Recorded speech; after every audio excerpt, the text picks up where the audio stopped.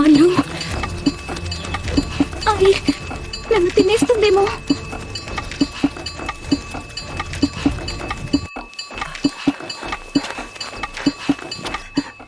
చీమా చీమా, ఎందుకంత వేగంగా పరిగెత్తుతున్నావు? అక్కడొక పెద్ద జంతువు ఉంది, నాకన్నా చాలా పెద్దది. అది నన్ను తినేస్తుందేమోనని పరిగెత్తుతున్నాను. అయితే అది నన్ను కూడా తినేస్తుందేమో.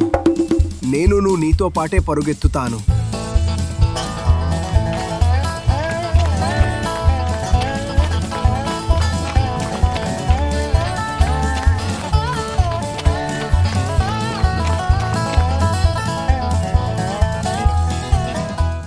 మిత్రులారా, ఎందుకు పరిగెడుతున్నారు?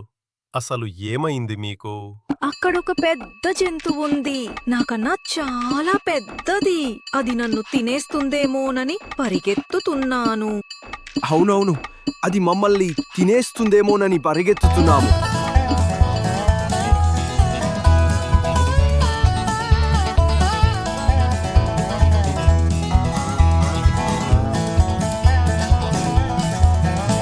మిత్రమా, ఎందుకంత పరుగెడుతున్నారు?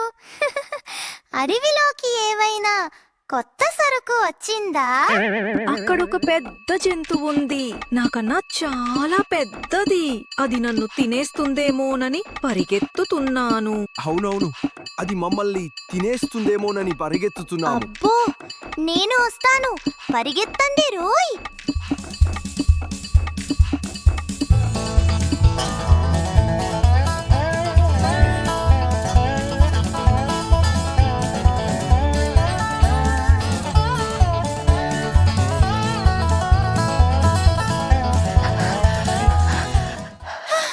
ఇంకా నా వల్ల కాదు.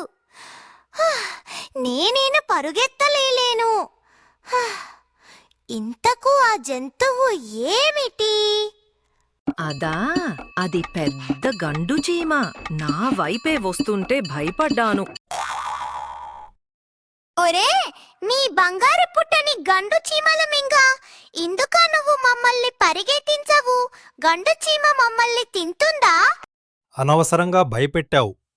మిత్రమా, గండు చీమ నన్ను తింటుందని చెప్పాను, మిమ్మల్ని తింటుందన్నానా?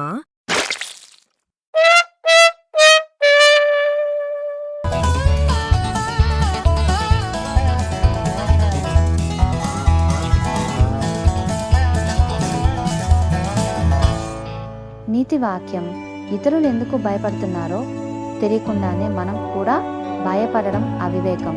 మరిన్ని వీడియోస్ కోసం మా ఛానల్ని లైక్ చేసి సబ్స్క్రైబ్ చేయండి.